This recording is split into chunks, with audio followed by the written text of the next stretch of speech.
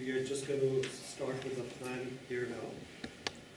I have the privilege to introduce François. Thank you, Michelle, for asking me to introduce François. And this is a seminar which is jointly sponsored by CHEPA seminar series, as well as the newly established McMaster Institute of Geroscience here at McMaster.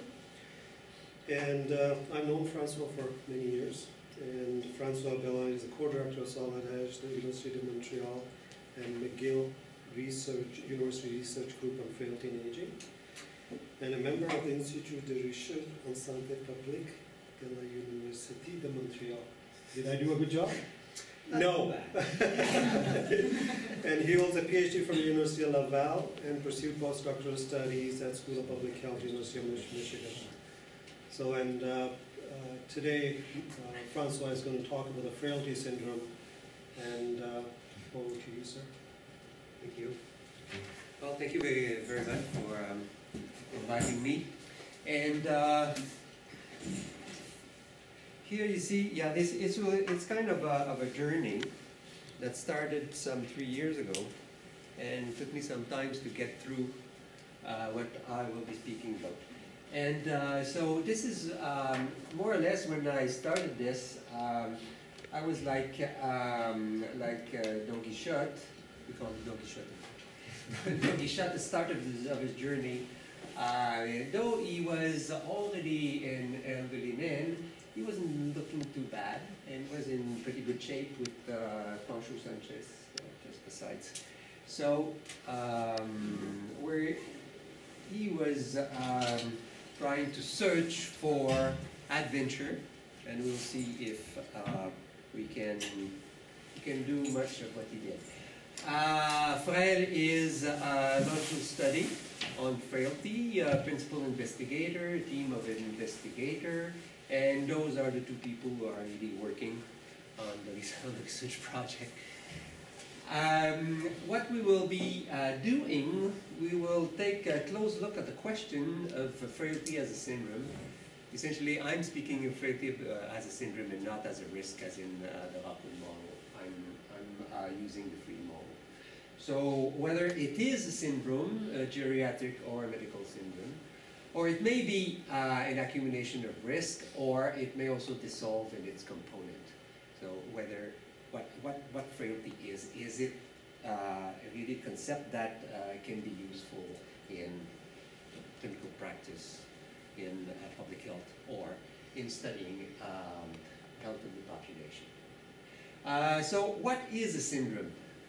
Because I thought it was important for me to understand what is a syndrome, and see if it was possible to model a syndrome, and start with the idea of modeling the syndrome. Most of the studies on frailty, except one, is not trying to model the syndrome. They start with the idea that it is a syndrome, and then test with some idea. And most of the scales and most of the measure of frailty are based on some prognostic ability of a measurement. I find prognostic ability to be a very unsatisfactory criteria. So what it is? What is a geriatric syndrome? There is a literature on this, and this is the way geriatric syndrome is being defined.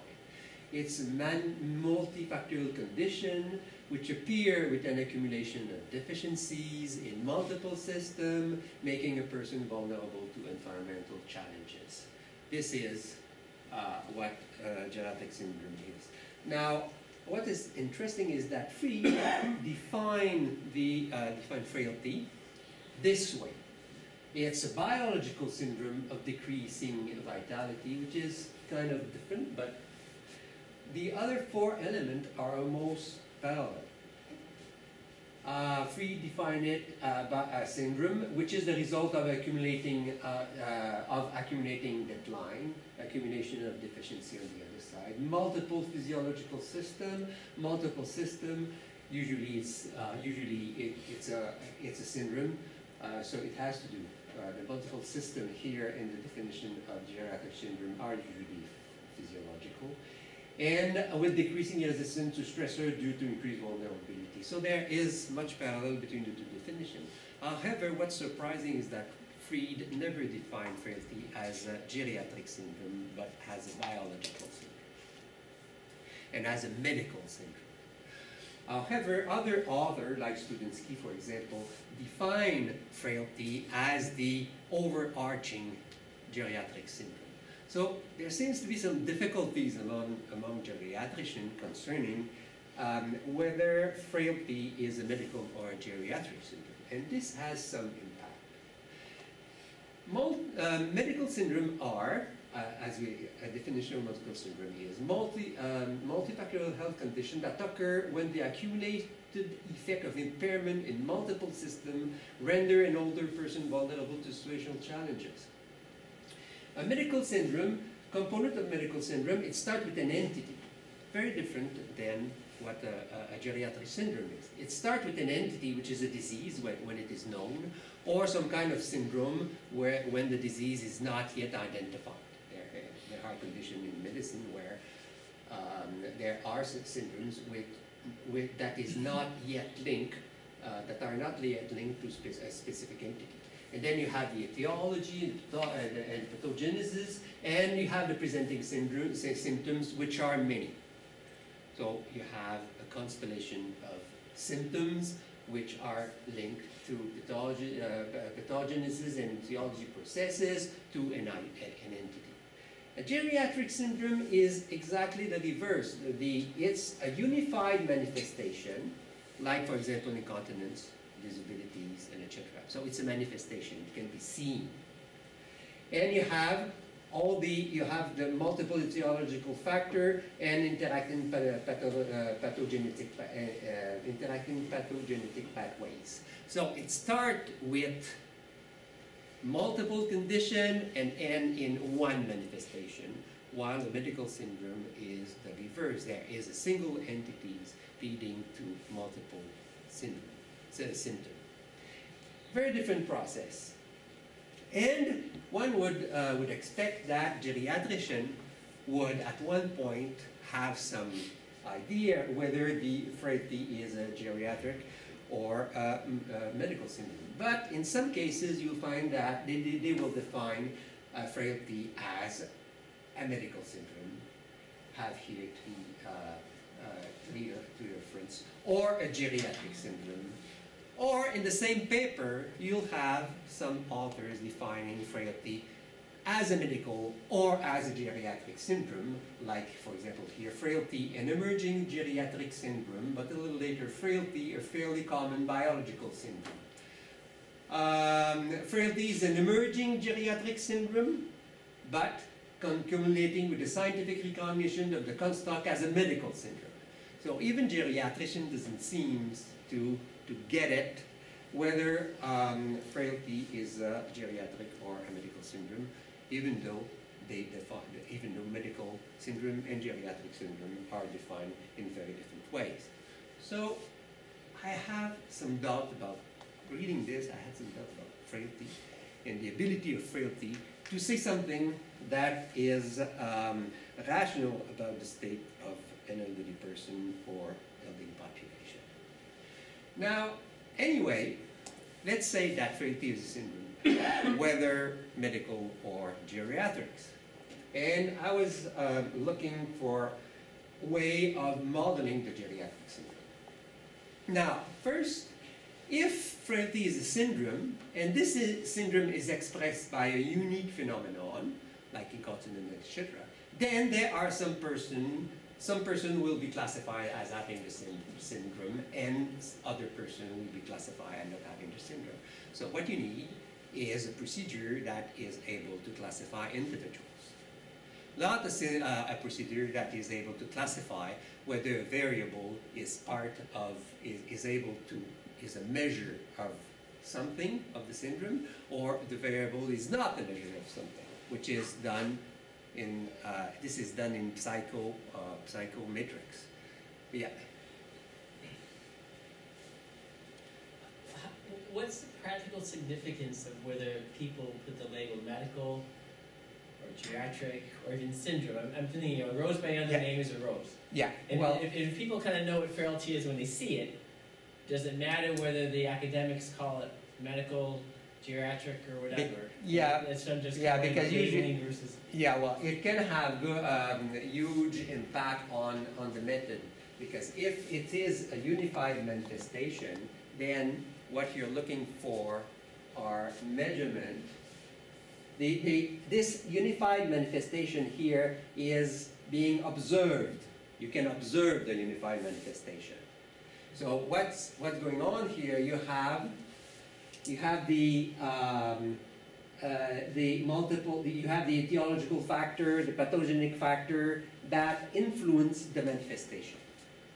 So in fact, this is the other way around. Then, if you know psychometric, the way the arrows, the way that the causality is designed is totally different than from a psychometric measurement. While here you're much nearer than psychometric measurement. So the models are quite different. The model are inverse. And do some of the people who use the label medical syndrome actually use the underlying framework of a geriatric? I mean, this is, I guess, what they use usually, except for bending roach with free,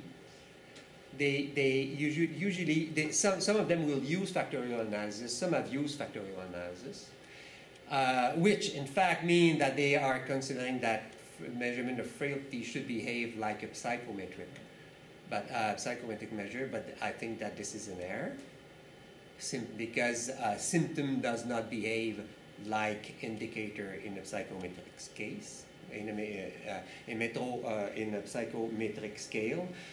While there is only bending roach, the developer will see it. What time is we'll see it that bending roach develops some specific criteria that are made that are meant to be consequence of syndrome. So, and the first thing that the measurement of syndrome is to be able to classify those individuals that have the syndrome and those individuals that doesn't have the syndrome. So, in fact, this means that you cannot use factorial analysis, because factorial analysis does not classify individuals in groups. It classifies variables, which is quite different. Okay, first thing.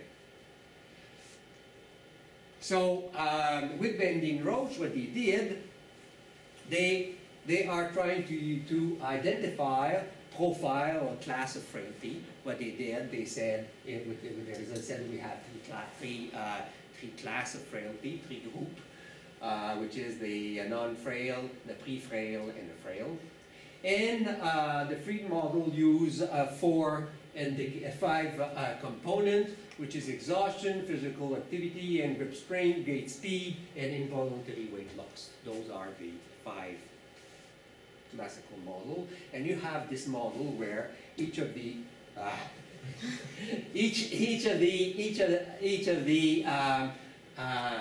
observations are actually measured with some error. And of course, for each of the profile or class, each of the profile or class have indicators with different weights linked with the the components. So this is the bending roach model, and then she defined a number of conditions concerning how these indicators or these coefficients should behave and etc. So of course, but there is one problem with measurement of symptoms, and if frailty is a syndrome, and much more so if frailty is a geriatric syndrome, this means that there are multiple morbidity processes, etiologic, pathogenic, that are present in the geriatric syndromes. So in fact, each of the components of frailty does not belong only to frailty, but will belong to other syndromes. So there will be at least two components, or 3 components for each of the component, or 3 parts for each of the component. One part will belong to frailty, other part will belong to other syndrome, and there will be residuals, of course, which are error, things that do not belong to the same universe. And some of the work on geriatric syndrome say that, yeah, geriatric syndrome share etiologic risk factors. So there are some extra correlation in the model, and the best way to do it would be, when studying the Frailty syndrome, try to identify all the other syndromes that are pertaining to the components. But of course, this is huge work. Would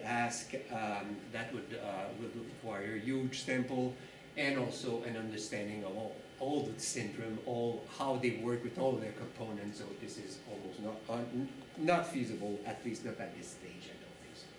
One way to do it, which is not really truly satisfactory, but will do some of the work for it, would say, okay, there are some extra correlation. Correlation that does not belong to frailty, belong to some other things. So we will try to model these other factors and try to link them. So there are some common variation to these 5 components which are belonging to other symptoms. So we'll introduce this part in the model, and we have 2 parts in the model. One is the part that belong to frailty and classify individuals, and there are some other syndromes that are such that the components here are sharing correlation. And what is happening is that we join the 2 model, and this is called factor mixture model. So we have now the syndrome models, which is made up of extra correlation and what is pertaining to the ability of the component to classify individuals into significant profiles. And this will be what we call the frailty syndrome in our case. So frailty syndrome implies a rejection of, and this is based on a Bending-Roach model, of one profile. If there is only one profile, this means that the 4 or 5 component cannot identify a group with the syndrome and a group without the syndrome. So this is kind of a null. Also, the coefficient for the profiles, those I, the coefficient linking the profiles with each of the components, are equal across the profile. This is also one of Bending-Roach component. She will say that the model is sensitive to variation in frailty in the population, but frailty is not syndromic. Which means that the indicators has to be hierarchy, has to have the same hierarchy in each of the profiles.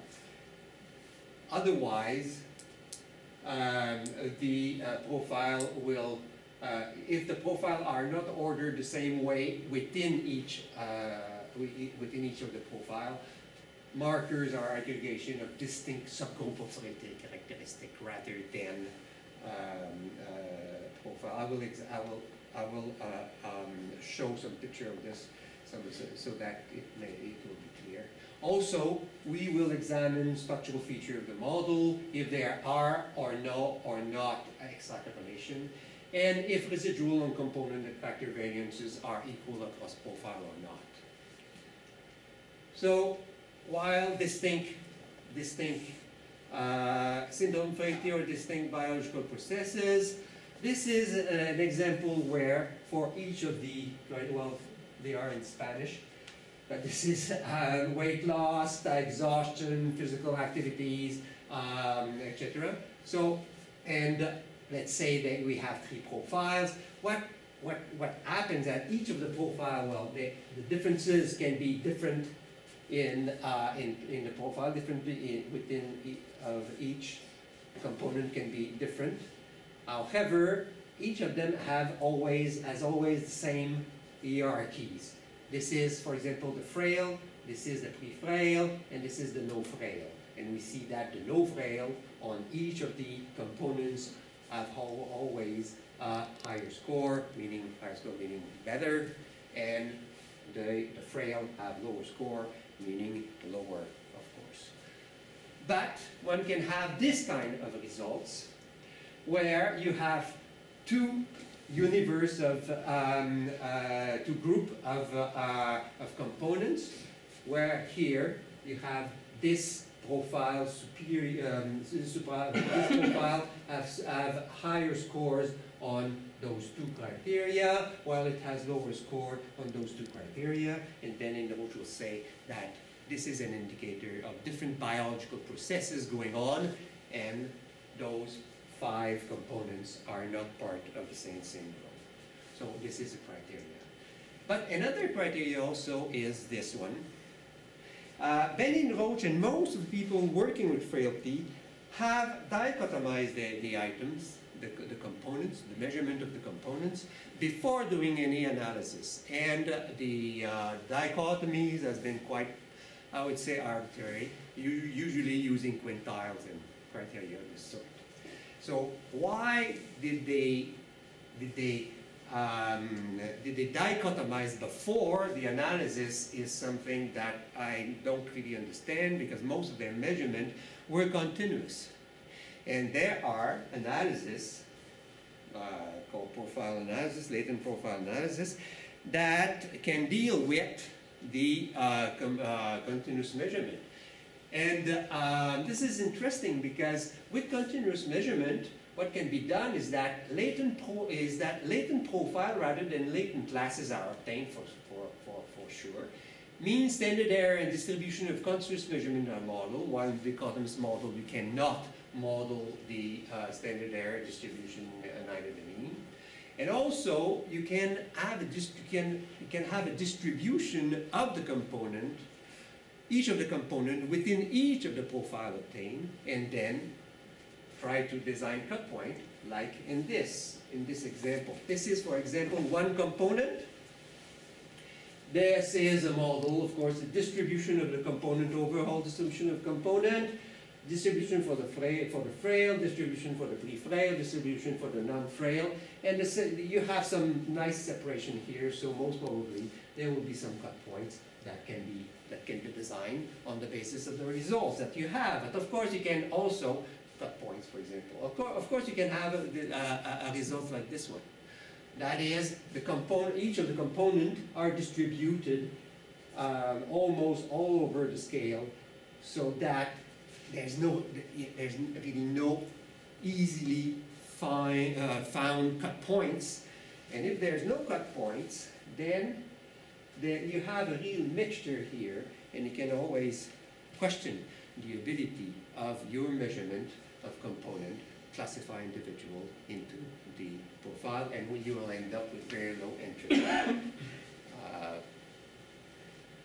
Now, what we did, we have a sample of 1,600 or so persons, age 65 and older, all living at home in 3 settings, and we have three measurements, time 0, time 1, time 2, each separated by 1 year, and participant drawn from the files of the Geroscience Québec. Frail, very fast. We wanted to examine psychological, functional, and biological marker of frailty, but we planned always to start the study with using the free model, and then add up, try to modify the free model. So this is the sample. I will be using here only T0, baseline data. A little later, we'll try to do the same work with the longitudinal data and studying trajectory of frailty. So we have, for first step, I would say for the procedure for studying the profiles, we have 4 models that can be obtained. As in Béland Roche model with 1 profile. Frailty may be a factor expressing a population level characteristics. It can be 1 variables, for example, like income or whatnot, or socioeconomic status. But then it's not a syndrome, because people are not classified into groups. Or we can have a model with coefficient equal across profiles.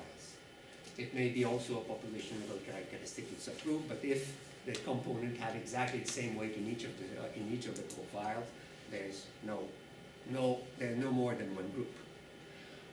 We can have also a model excluding extracorrelation, and we can have a model for frailty as a syndrome with coefficient for profile are not equal across profile. So we have 4 basic models.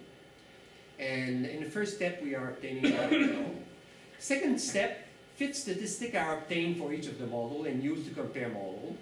We'll have likelihood ratios and information base. This is BC. There's a C missing here. This is the big. And a third step, we'll use Monte Carlo procedures to examine if models are well behaved to help select well-behaved one. So we'll use a Monte Carlo model. So in fact, we have all these models available. The models are based on the fact that some have only one profile. So in fact, the hypothesis that frailty is not syndromic is not rejected when you have only one profile. With strong invariance, meaning that the coefficient of the component are equal, the frailty, the H0 frailty is not syndromic, is not rejected. While we have some other model, like latent profile model, there is no extra correlation. We have 2 to 4 profile. We've tested up to 4 profile, and in both cases here, I will come back to this. Frailty is not frailty. The null hypothesis is being rejected. We have a model for weak invariance and no invariance. Weak invariance is that the factors, the coefficient for the factors for extra correlation are the same within each of the profile. With no invariance, the factors indicator, the coefficient for the factor indicator for extra correlation are not equal. So there's a number of models here, and we have 2 instances of residual variance. Residual and variance can be equal across the profile, it can be unequal across the profile. So just multiply these models by 4 and you have the number of models that we have tested. Now we have used information criteria and bootstrap, because with factor mixture model we cannot use statistical test for a number of reasons. The log likelihood is on the zero surface, so it cannot be used. And also estimation procedure for factor model, a factor mixture model are sensitive to normality assumption, distribution of the variables, so we have tested whether our variables are distributed normally. And to examine if second model are well behaved, each model, in that case, each model has been considered as a population level data generating process, and using this process we have produced 1,000 sample generated. We have generated 1,000 sample, and for each model using the 1,000 sample, we have estimated biases for coefficient, biases for variance in the residuals, and we have selected based on Newton suggestion biases of less than 10%. Also, we have identified 95 coverage of the coefficient in the 1,000 sample with a range of 93 to 98, power 90, and we have excluded models with high biases, low coverage, and low power. Some our variables now, we have for vitality, we have used the SF36, we have used the pace for physical activity, vigorometer for hand grip, gait speed, measure it on standard 8-meter walk, and involuntary weight loss. Most of the variables have nice features, skewness and kurtosis. Gait speed have been less censored for about 16 people that had 0 because they couldn't pass the test. And for involuntary weight loss, There's about 360 persons said that they lost weight. So we have a variable with many zeros and some variable, some scores for some people. So we've used Poisson with an inflation factor. Now, what we have used is whether our data are adequate or not to compare the work with Fried. So we've used Fried Bending-Roach work and compared to what Frail is. So we see, and we have used here the same criteria as Fried in classifying individuals. And we have here the distribution of the Frail. This is for the Frail study and the CHE, the Bending-Roach study. We see that we have here about the same distribution. A little less pre-Frail in Frail and a little more non-Frail in Frail. And also what we did, this is the results of Bending-Roach using latent class analysis. And what she claimed was that, she retained 3 classes. This is the 2 information criteria that she used, and the chi-square, which is here an adjustment, a statistic for adjustment. So if it is rejected, it means that you have to, there's 1 class more. So in this study, the one class model can be rejected on the basis of the chi-square and on the basis of the information criteria. You see the difference here in the information criteria. But they retain 3 classes in their model, which I don't know exactly why. The information criteria is not going down, it's almost the same, and the big is actually growing, which is not what it should be.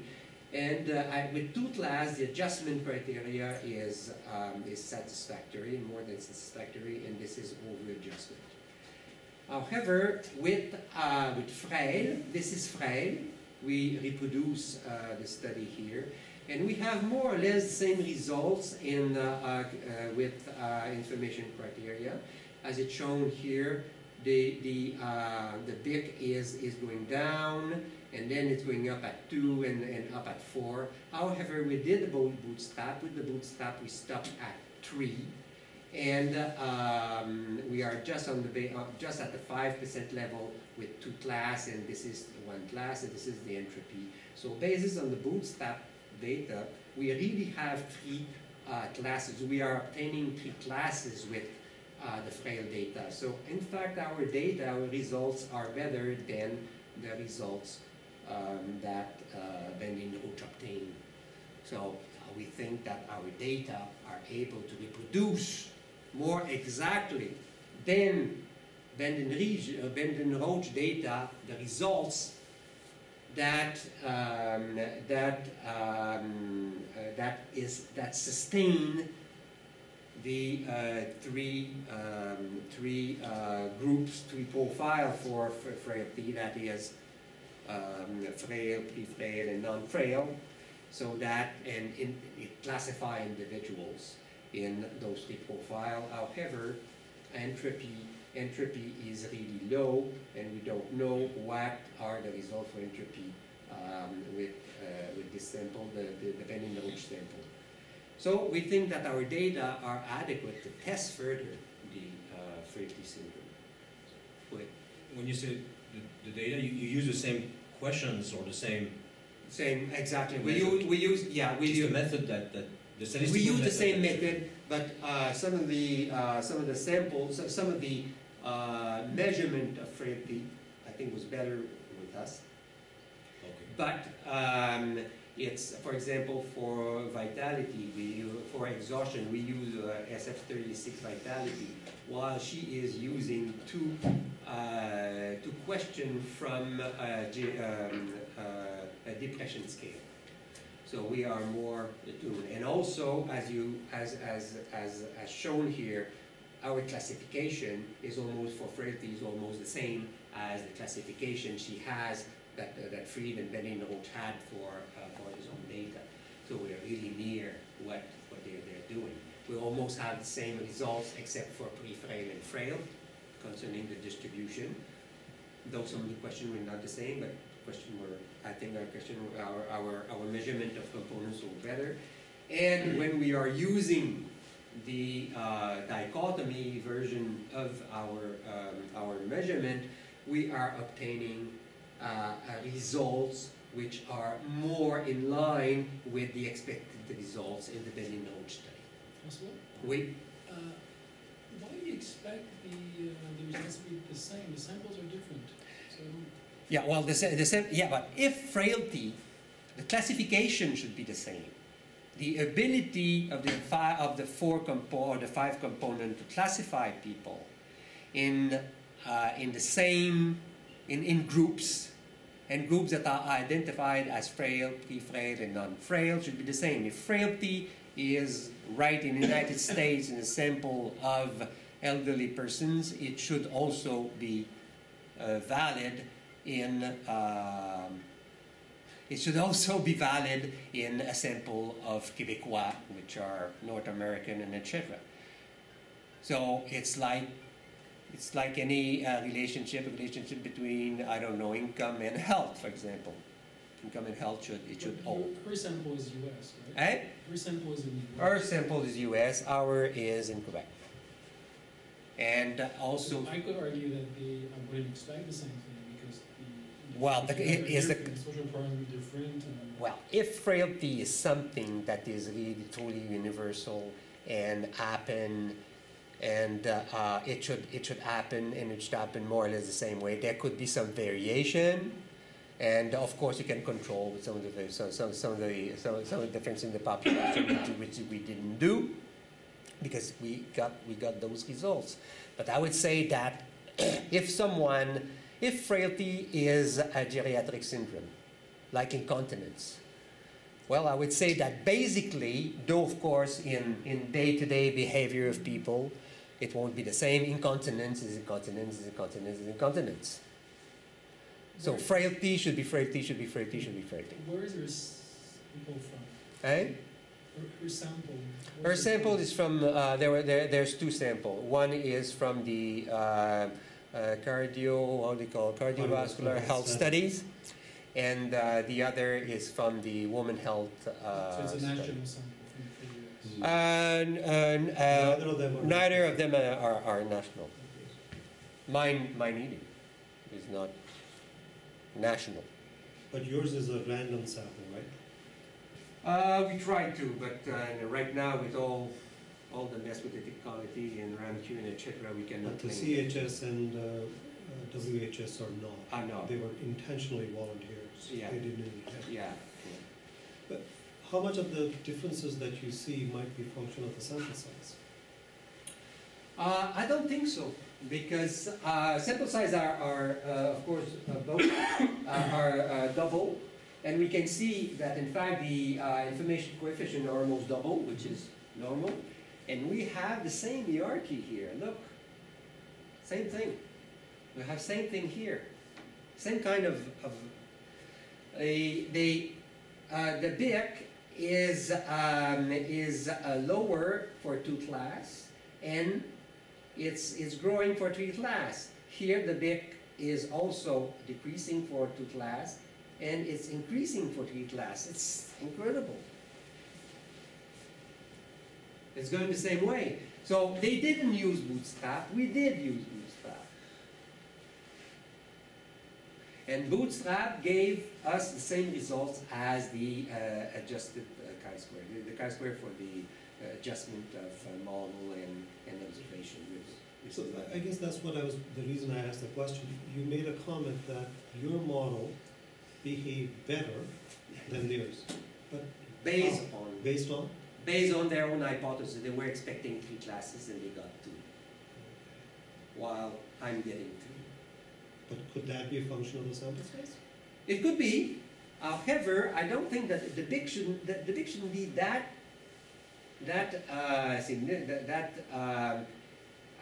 sensitive to sample size, and in fact we get the same results on the BIC. What would be the bootstrap and adjustment would be sensitive to sample size. but not necessarily big, not the way it is.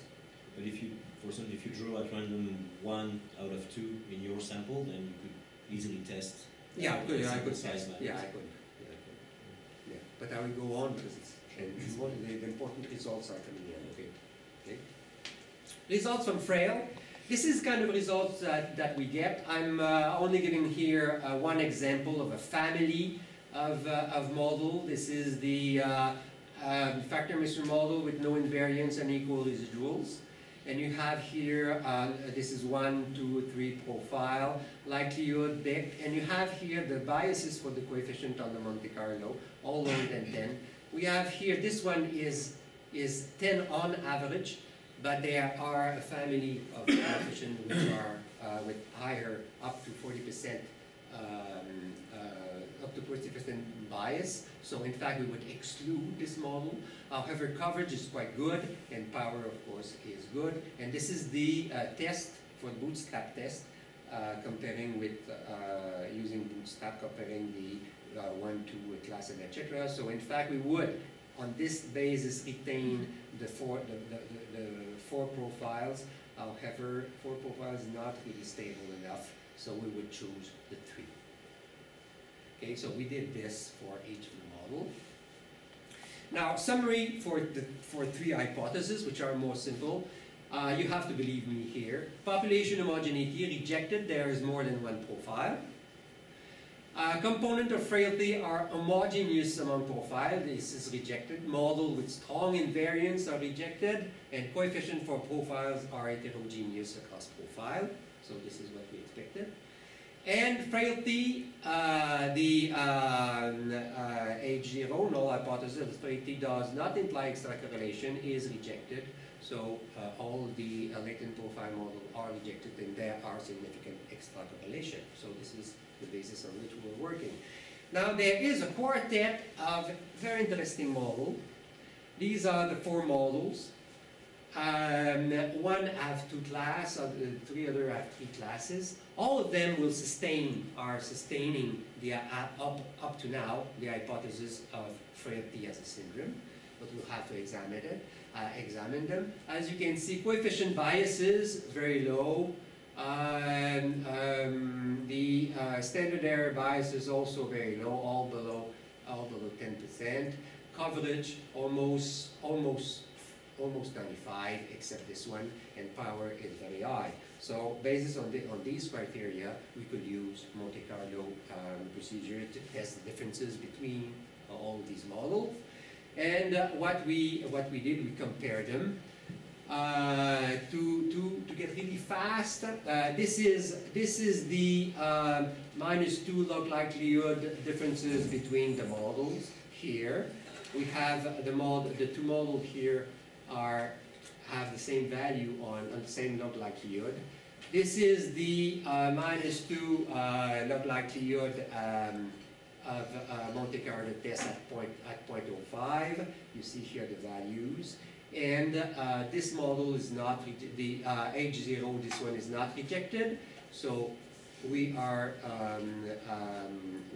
using here, using this model in the alternate comparison of the 2 models. This age 0 model is being rejected. We use this model and we compare those 2 models.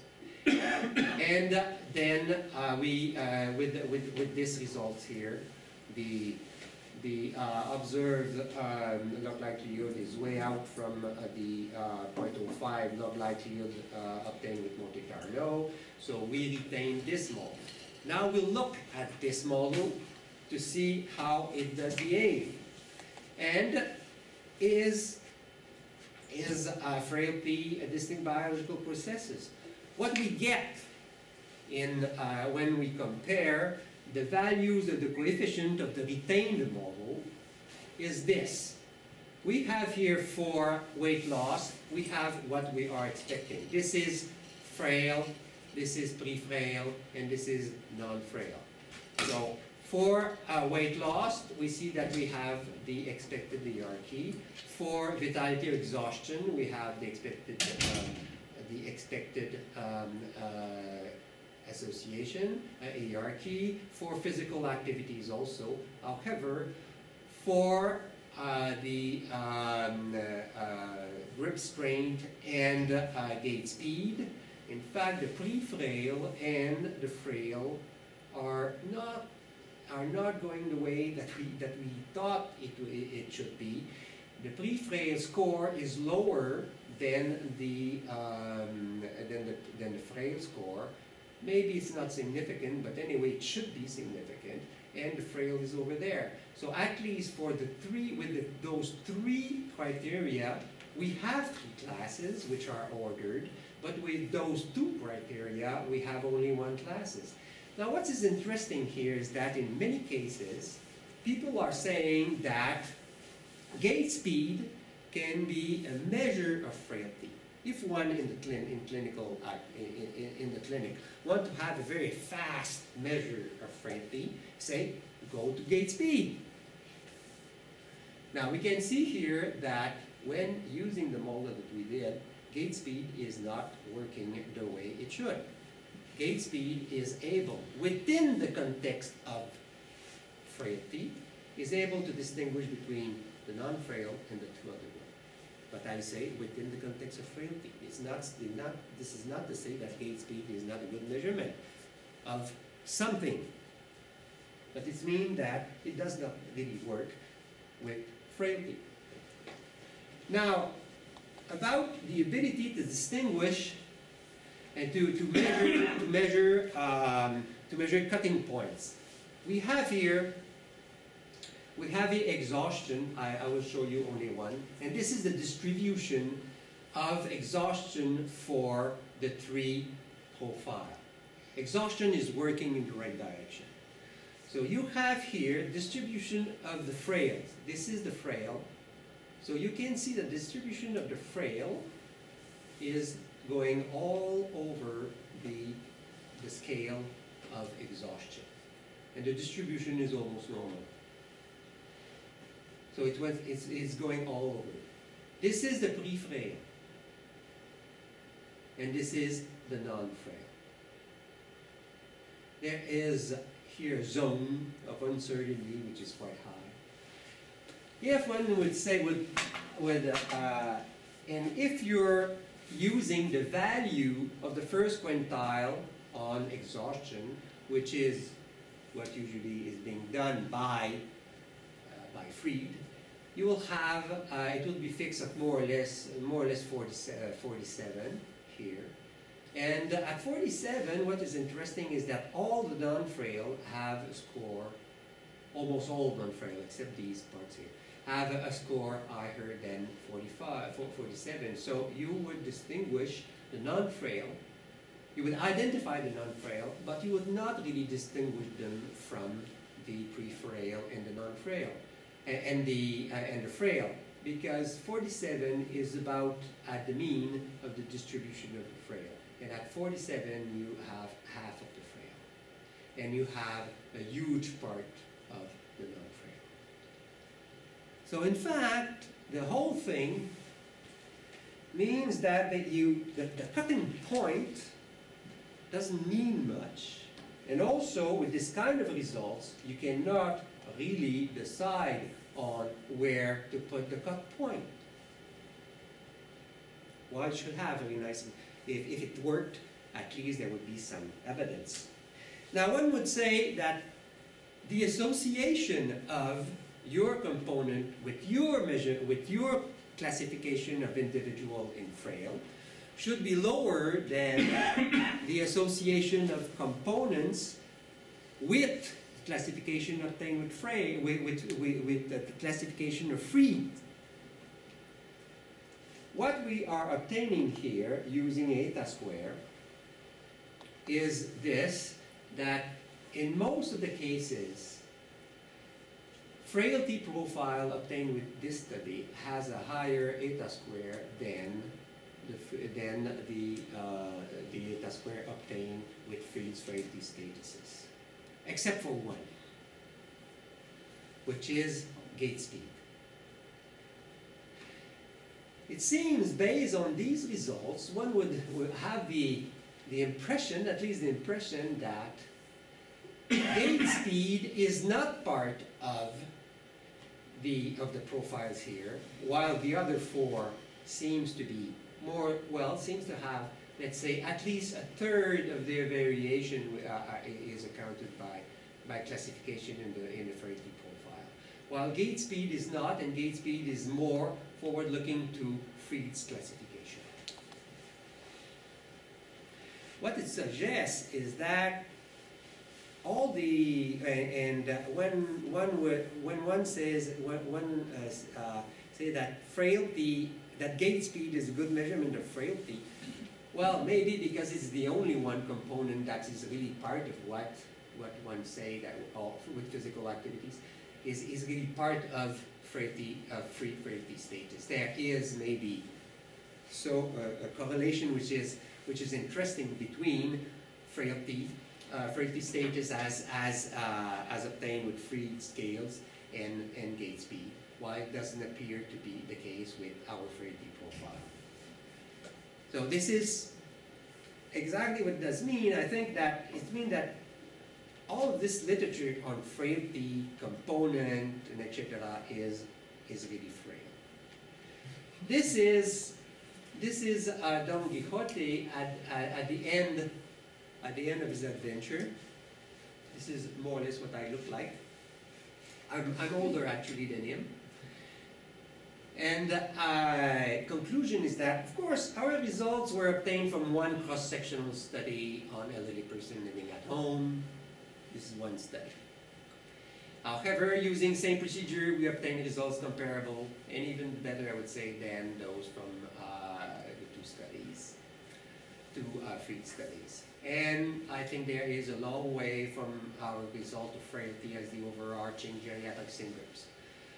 One model, the weak invariance model with unequal residuals, with three profile was selected. So we did identify one model which is, let's say, which is maybe a consequence of frailty as a syndrome. However, the order feature of coefficient for profile was rejected, suggesting that effect of distinct biological processes rather than a syndrome were obtained. Also, separation of component among frailty statuses was minimal and entropy was low, meaning that the ability of classifying individuals into profile is quite low. And when we think of the use that frailty is being put in clinical practice, I wonder exactly what is the validity of this classification. Also, association of components of frailty with the frailty profile identified here, and where are then their association with frailty statuses except for gait speed. So these results are I think are introducing a high level of uncertainty as to the conceptualization of frailty as a syndrome. Thank you.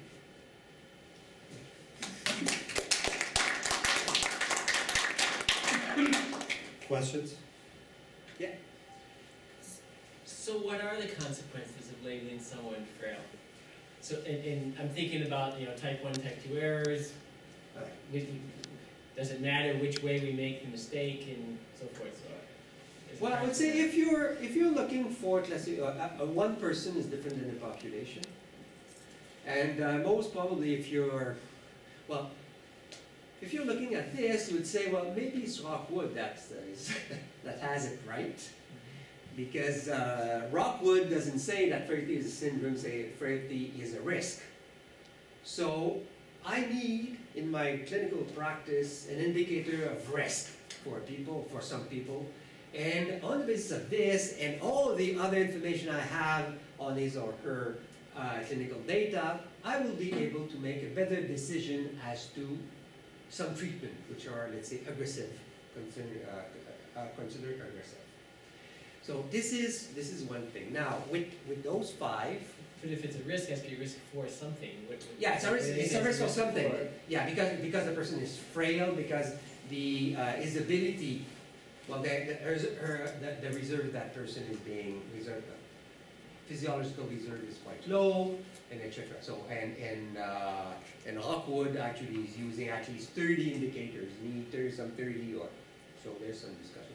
Number of indicators of the risk is also, it's a bit different. And the risk is being, say, well, I will have to really consider whether it's appropriate, based not only on that information, but some other information also, if this treatment is being appropriate or not. I don't think that with 5 indicators that you can then classify people as with some certainty enough so that you can say that it's a syndrome. Because if it's a syndrome, it's very different to have a syndrome and have a risk. Because with the syndrome, you hope that there is some etiological processes, some pathophysiological also characteristic of people, and that you can intervene more specifically on these, and you can even prevent, and you can treat, and you can, it's kind of, you have a disease, more or less. So there's an entity, and this entity is quite different, and you will treat this entity. Well, if you have a risk, you don't treat a risk. You consider that risk within the context of something very different. And the problem is with this, with frailty as a syndrome, is that you think that this person has a kind of sickness. You're not sure yet. Of course, it's kind of unknown entity. The disease is still an unknown entity. You don't know exactly what the disease is, but you make the hypothesis that it is a syndrome, and this syndrome is, and one day we will be able to characterize this syndrome as an entity, and we'll be able to treat this entity like any other diagnosis in far. But in fairness to Frail, yeah, she never characterized it as a syndrome. She first started as an underlying vulnerability that puts people at a risk for some sort of a clinical event. She used the word syndrome, and she used the word biological syndrome.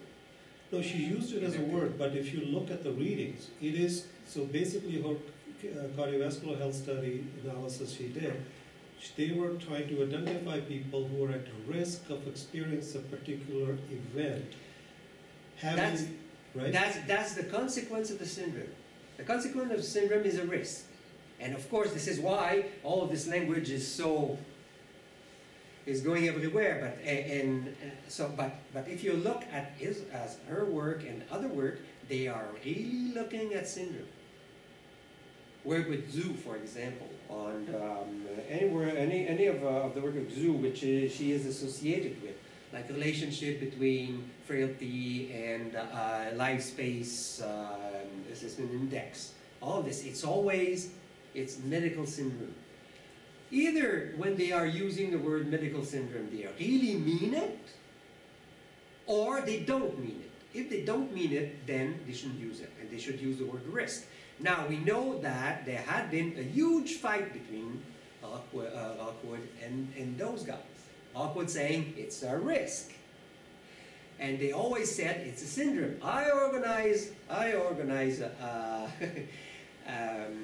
conference with Rockwood and with Watson, who's working with Fried, and he was using the word syndromes, and the two perspectives were quite clear.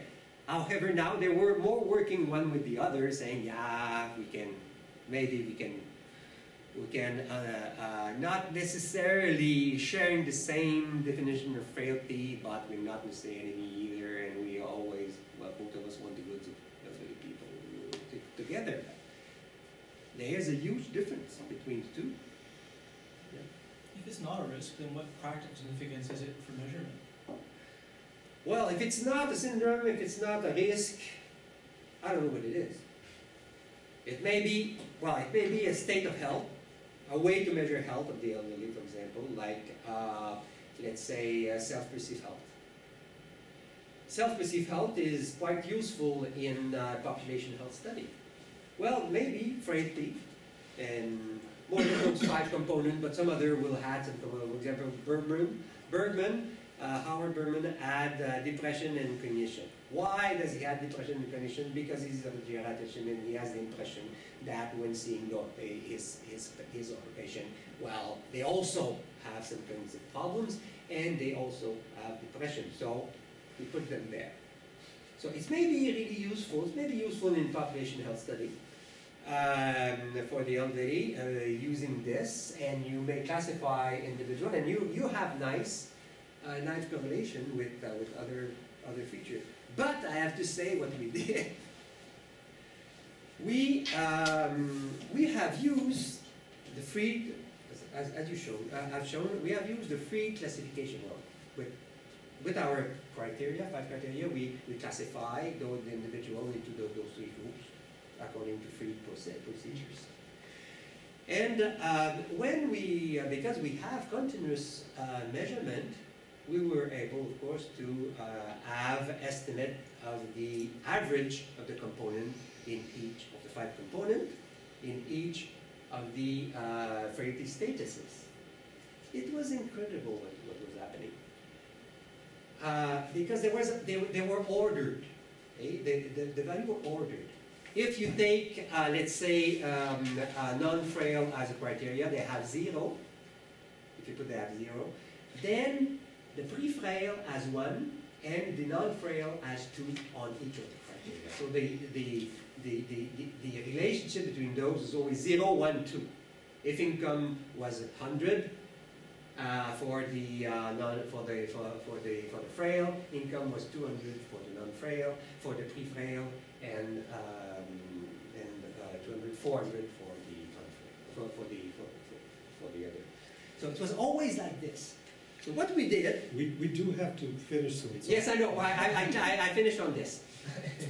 What we did, we used a number of criteria, 14 other variables that we had, and we classified the variables, the average of the variables. We classified them according to free status. And on 11 of those 14, we had the same relationship: 0, 1, 2. Income, 0, 1, 2. Education, 0, 1, 2. Disability in activity of daily living, 0, 1, 2. So what we did, we used 5 of those 11 and calculate using quintile. We classify people in 3 profiles. And the 3 profiles were as able as the frailty profile to classify, they were as related to chronic diseases, disabilities, and whatnot. So it's almost as if you're prudent in selecting 5 characteristics, you will always be able to predict some health status, some health characteristics that are usually used in studies of frailty, using as a criteria for validity prognosis.